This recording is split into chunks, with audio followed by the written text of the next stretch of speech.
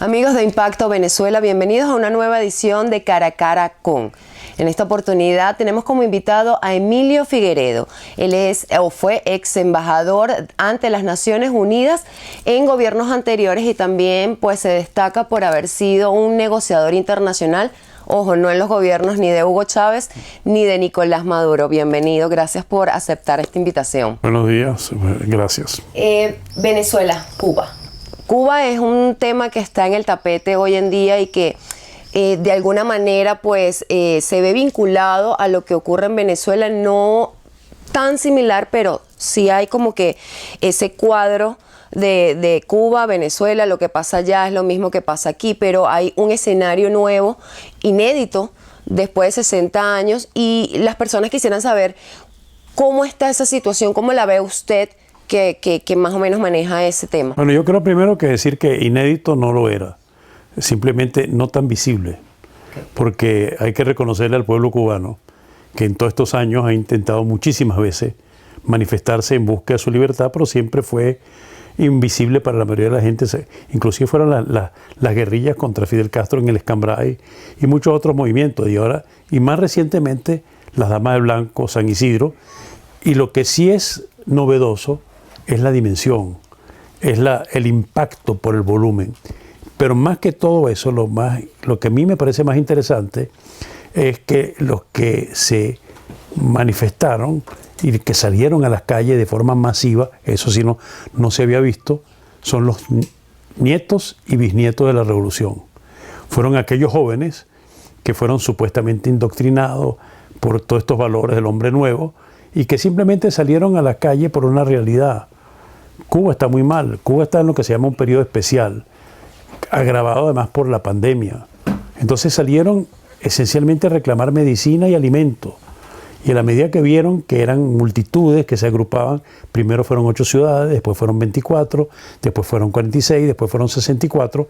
Y lo curioso es que el gobierno quedó sorprendido. El régimen que era tan hábil reprimiendo discretamente y moviendo a la gente y controlándola y subyugándola, tardaron mucho en reaccionar, porque nunca se imaginaron que justamente las clases populares y los jóvenes eran los que estaban reclamando. Y después de reclamar comida y medicina, ¿qué es lo que decían? Fin de la dictadura, libertad y el canto que se volvió viral en Cuba de patria y vida.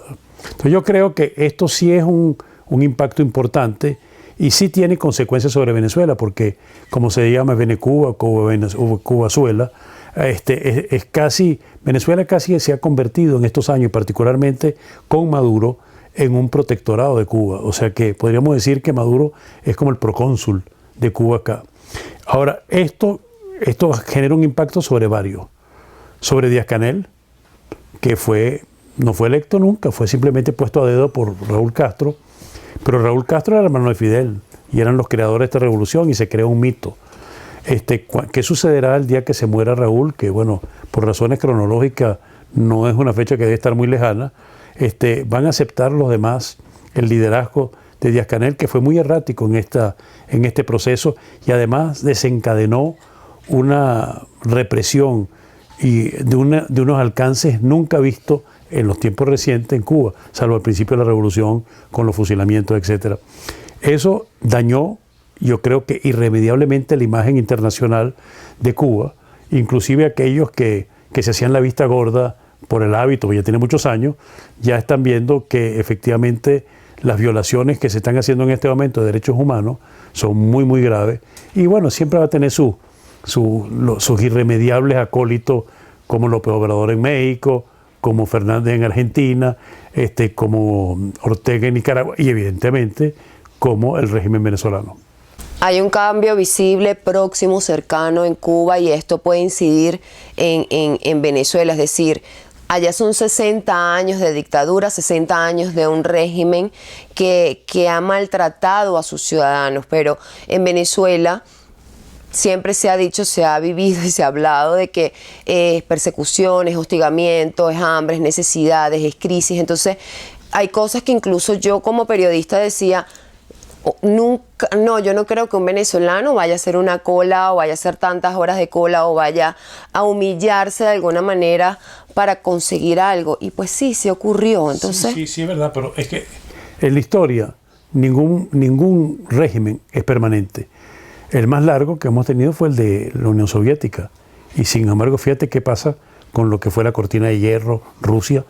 Eso se desmoronó en 1989 con la caída del muro de Berlín.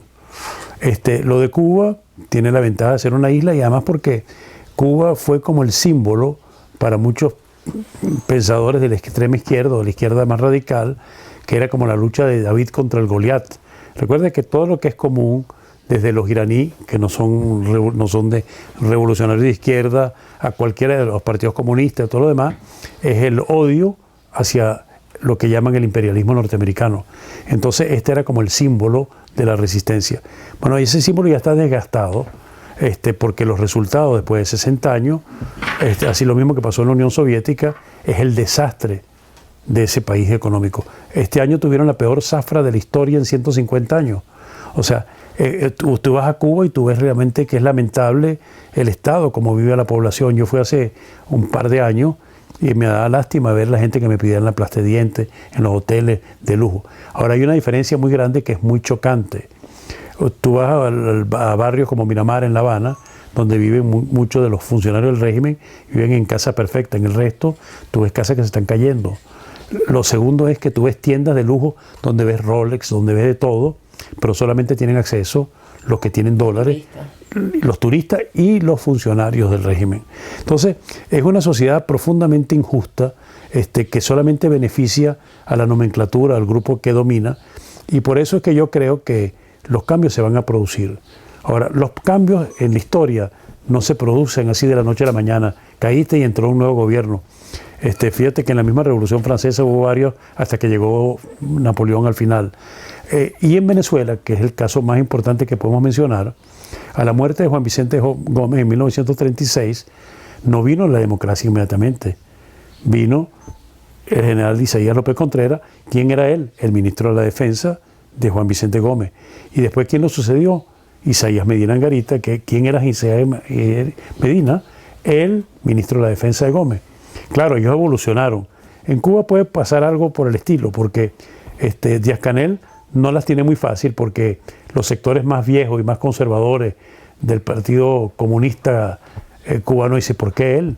Por ejemplo, Ramiro Valdés, héroe de la revolución, pero bueno, eso ya están saliendo en el tiempo. Y por otro lado, las Fuerzas Armadas, que son el verdadero poder en Cuba. Entonces yo creo que pueden venir cambios, y cambios que tienen que ir esencialmente a la recuperación económica de Cuba, como está haciendo Vietnam, como está haciendo Camboya. ¿Quién es el principal aliado hoy en día de Vietnam? ¿Quién es el principal inversionista en Vietnam? Los Estados Unidos. Y los Estados Unidos no fueron los que tuvieron una guerra con los vietnamitas. Entonces yo creo que los cambios vienen, la velocidad... Están matando a la gente, sí, están reprimiendo. Terrible. Ahora, fíjate que ya hay que reconocer que los obispos cubanos se manifestaron de manera muy clara, no quizás otros jerarcas de la iglesia. Lo han hecho también aquí los representantes de la iglesia. Sí, pero yo sí creo que va a venir. Ahora, lo que nadie sabe, ni nadie puede predecir, es la velocidad de los cambios, ¿no? O sea, que el cambio viene, no tengo la menor duda. De que la imagen de Cuba quedó dañada de manera casi irremediable al tener que reprimir y detener a los nietos y bisnietos de la revolución, a teóricamente esa nueva generación, ese nuevo hombre que simplemente dijo, yo no me calo más esto. Usted hace referencia de que Maduro es como una especie de embajador de... No, que Maduro fue formado en Cuba, eso es evidente. ¿Qué pasa si viene ese cambio para Cuba entonces y Venezuela, los cubanos o ellos se vendrían para acá, Díaz-Canel, todos ellos, o sea, se expandirían más hacia nuestro territorio o nos afectaría más a nosotros? Yo no sé, porque fíjate que cuando un régimen cae, casi ningún país quiere tomar a los del antiguo régimen. Cuando cayó Pérez Jiménez, el primer lugar que se fue para República Dominicana, que estaba un dictador, chapista, Rafael Leonidas Trujillo. Y Trujillo rápidamente le dijo, mira, mejor es que no te quedes por acá. y terminó en Estados Unidos, donde estuvo preso un tiempo. O sea, una cosa es tener los recursos, otra cosa es estar desplazado. Los desplazados nunca son bienvenidos en ninguna parte del mundo. Siempre encontrarán algún sitio que los tome. Es lo mismo que pasa con los nuestros. Hay que pensar muy bien, y sobre todo la gente que no lee historia, no es que la historia se repite, pero las tendencias sí. ¿Eso tendrá que ver con esa visita que hizo la vicepresidenta Delcy Rodríguez a La Habana y no Nicolás Maduro? O sea... Bueno, Nicolás Maduro hace tiempo que no quiere salir prácticamente, no quiere salir de Fuerte Tiuna. ¿Por qué? No estuvo el 24 de junio en Carabobo, no estuvo el 5 de julio allá, no estuvo ayer en esa reunión de Fede Cámara. Lo que pasa, ¿qué es lo que le pasa? Yo no sé, no entro en la psique, pero ciertamente tiene que haber en el régimen cierto temor, porque el malestar que hay en Venezuela en este momento quizás no ha brotado porque la pandemia y por muchos factores, pero usted le pregunta, vaya Katia, y pregunta cuántos quieren a Maduro en este momento. Y eso era el foco de donde simplemente era la niña mimada en Caracas de ellos.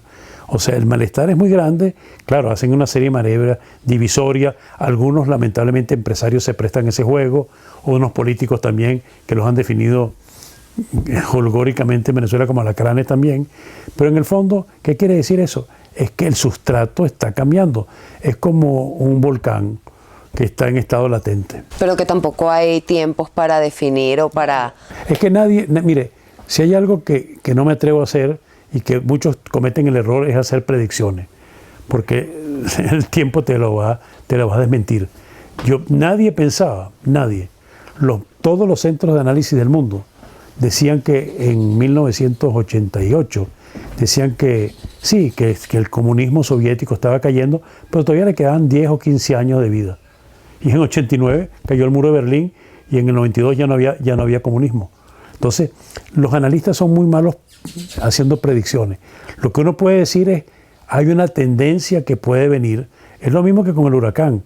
Usted sabe que viene, pero nunca sabe exactamente cuándo y ni qué fuerza va a tener. Yo creo que estamos ante vientos huracanados. En ambos países. Es que los dos países, si se cae cualquiera de los dos que se caiga, tiene un efecto dominó sobre el otro.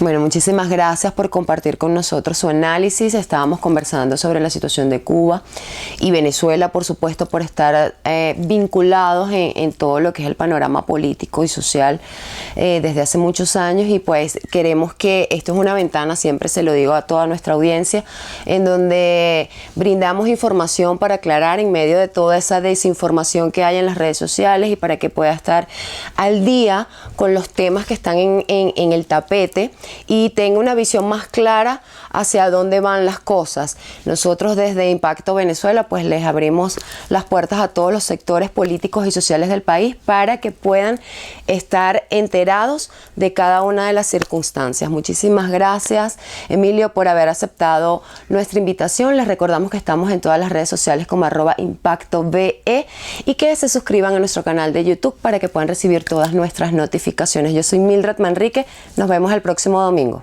Mildred, sobre todo, no hay que dejar de soñar. Por supuesto que sí. Jamás hay que perder la fe ni dejar de soñar. Muchas gracias.